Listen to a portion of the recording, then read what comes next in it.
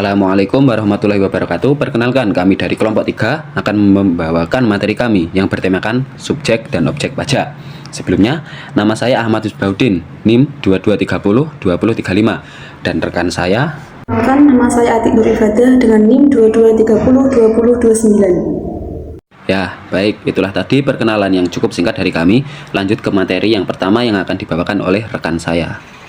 Secara umum, subjek pajak merupakan suatu pihak yang dapat dikenai kewajiban untuk membayar pajak atau pihak yang dikenai wajib pajak, baik orang pribadi maupun badan. Badan merupakan sekumpulan orang atau modal yang merupakan satu kesatuan baik yang melakukan usaha maupun tidak, meliputi PT, CV, BUMN, dan BUMD dengan nama dan dalam bentuk apapun. Sedangkan objek pajak merupakan setiap tambahan penghasilan yang diterima atau diperoleh oleh wajib pajak itu sendiri, baik dari dalam negeri maupun luar negeri, yang dapat digunakan untuk menambah kekayaan atau yang dapat digunakan untuk konsumsi bagi wajib pajak itu sendiri. Selanjutnya kita akan membahas tentang PPh, PPN, PPNBM, PBB, biaya perolehan atas hak tanah dan bangunan, dan juga biaya materai. Apa itu PPh?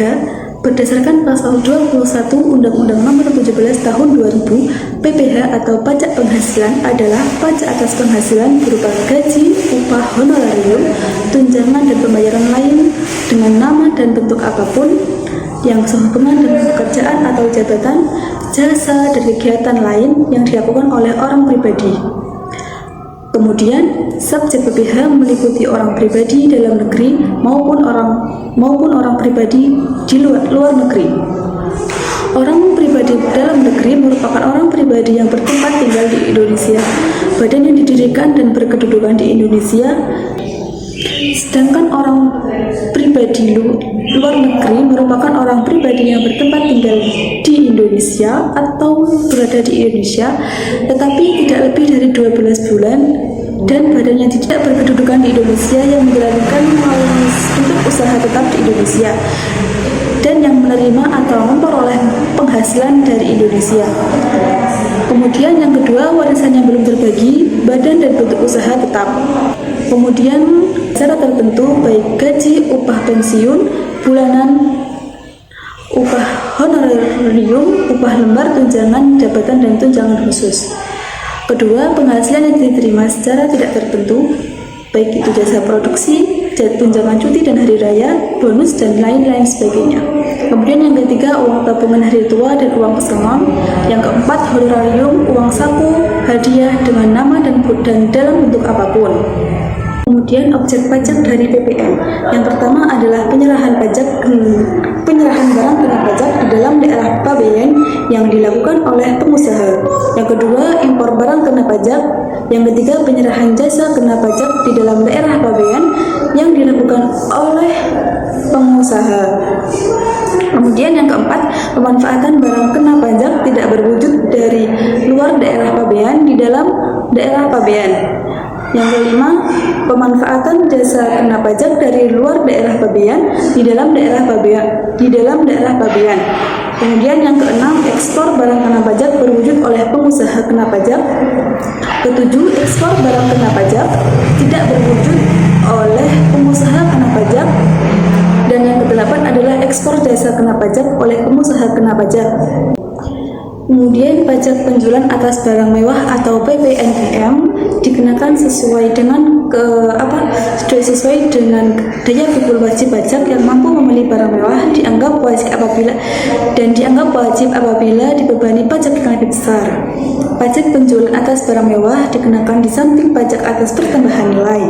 Artinya, atas penyerahan atau impor barang mewah pertama-tama akan dikenakan PPN, dan sebagai tambahannya digunakan untuk pajak penjualan bagi atas barang mewah tersebut. Pajak penjualan ini tidak dikenakan terhadap semua penyerahan, melainkan hanya terhadap penyerahan yang dilakukan oleh orang yang atau badan yang memang pekerjaannya membuat barang mewah, dan siapapun yang mengimpor barang mewah tersebut tanpa memperhatikan apakah impor tersebut dilakukan terus-menerus atau hanya sekali saja. Kemudian menurut Undang-Undang Nomor 18 Tahun 2000 Pasal 5 menegaskan bahwa yang dimaksud dengan barang kena pajak yang tergolong mewah adalah barang tersebut bukan barang kebutuhan pokok. Barang tersebut dikonsumsi oleh masyarakat tertentu. Pada umumnya barang tersebut dikonsumsi oleh masyarakat yang berpenghasilan tinggi, dan apabila barang tersebut dikonsumsi akan menunjukkan status, dan apabila dikonsumsi dapat merusak kesehatan dan moral masyarakat serta mengganggu ketertiban masyarakat seperti minuman-minuman keras, alkohol, dan lain sebagainya. Lanjut ke materi yang selanjutnya, yaitu pajak bumi bangunan atau PBB. Pajak bumi bangunan adalah pajak yang dipungut atas tanah dan bangunan karena adanya keuntungan dan atau kedudukan sosial ekonomi yang lebih baik bagi orang atau badan yang mempunyai suatu hak atasnya atau memperoleh manfaat daripadanya. Objek pajaknya adalah bumi dan bangunannya itu sendiri. Dalam menentukan klasifikasi bumi atau tanah, diperhatikan faktor-faktor sebagai berikut. Yang pertama yaitu letak, yang kedua peruntukan, yang ketiga pemanfaatan, yang keempat kondisi lingkungan, dan lain-lain. Dan dalam menentukan klasifikasi bangunan juga diperhatikan beberapa faktor. Yang pertama, bahan letak yang digunakan, yang kedua rekayasa, yang ketiga letak, dan yang keempat kondisi lingkungan, dan lain-lain. Objek pajak tidak kena PBB. Yang pertama digunakan untuk melayani kepentingan umum dan tidak mencari keuntungan seperti tempat ibadah, pendidikan, rumah sakit, dinas sosial, dan lain-lain. Yang kedua digunakan untuk penyimpanan benda-benda bersejarah. Yang ketiga hutan lindung, suaka alam, taman nasional, dan lain-lain. Dan yang keempat tempat perwakilan diplomatik dan badan perwakilan organisasi internasional.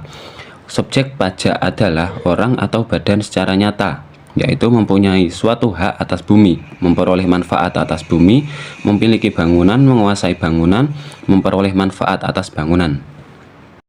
Untuk selanjutnya, biaya perolehan hak atas tanah dan bangunan BPHTB. Biaya perolehan hak atas tanah dan bangunan BPHTB adalah pajak yang dikenakan atas perolehan hak atas tanah dan bangunan. BPHTB diatur dalam Undang-Undang Nomor 21 Tahun 1997, diubah dengan Undang-Undang Nomor 20 Tahun 2000 tentang BPHTB. UU ini menggantikan Ordonansi Bea Balik Nama Stasbalt 1924 Nomor 291. Selain itu juga diatur dalam Peraturan Pemerintah Nomor 111 Tahun 2000 tentang penggunaan BPHTB karena warisan dan hibah. Peraturan Pemerintah Nomor 112 Tahun 2000 tentang pengenaan BPHTB karena pemberian hak pengelolaan. Peraturan Pemerintah Nomor 113 tentang penentuan besarnya NPOPTKP BPHTB. Untuk objek pajaknya, yang pertama pemindahan hak seperti jual beli, tukar menukar, hibah, hibah warisan, waris, pemasukan dalam persoalan atau badan hukum lainnya. Pemisahan hak yang mengakibatkan peralihan, penunjukan pembeli dalam lelang, pelaksanaan putusan hakim yang mempunyai kekuatan hukum tetap, pengabelan usaha, peleburan usaha, pemekaran usaha, dan hadiah. Dan yang kedua pemberian hak baru, yaitu kelanjutan pelepasan hak dan di luar pelepasan hak. Untuk subjek pajaknya BPHTB ini, yang menjadi subjek pajak adalah orang pribadi atau badan yang memperoleh hak atas tanah dan atau bangunan. Subjek pajak yang dikenakan berkewajiban membayar wajib pajak BPHTB. Untuk materi selanjutnya yaitu bea materai.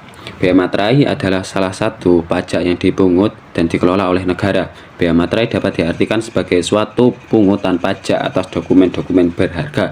Dokumen yang dikenai bea materai antara lain adalah dokumen yang berbentuk surat yang memuat jumlah uang seperti kwitansi, dan dokumen yang bersifat perdata seperti dokumen perjanjian pembangunan gedung kantor dan pengusaha jasa konstruksi, dan dokumen kontrak pengadaan jasa tenaga kerja. Bea materai diatur dalam Undang-Undang Nomor 13 Tahun 1985 tentang bea materai, Peraturan Pemerintah Nomor 24 Tahun 2000 tentang tarif perubahan bea materai, Keputusan Menteri Keuangan Republik Indonesia Nomor 133/KMK 04/2000 tentang pelaksanaan PP Nomor 24 Tahun 2000 tentang perubahan tarif bea materai. Subjek bea materai adalah salah satu pihak dari pihak-pihak yang membuat dokumen dengan merekatkan materai tempel pada dokumen tersebut dalam rangka pengawasan pejabat pemerintah, hakim, panitera, jurusita, notaris, dan pejabat umum lainnya. Untuk objek bea materainya itu sendiri, yang pertama surat perjanjian yang digunakan untuk alat pembuktian. Yang kedua, akta notaris dan PPAT beserta salinannya. Yang ketiga, surat yang memuat jumlah uang. Yang keempat, surat berharga. Oke, ya baik, itulah tadi materi yang dapat kami sampaikan. Apabila ada tutur kata yang kurang berkenaan, kami hanya manusia biasa, yang lumrahnya manusia lah. Oke, sekian dari kami. Apabila ada kurang lebihnya kami mohon maaf. Wassalamualaikum warahmatullahi wabarakatuh.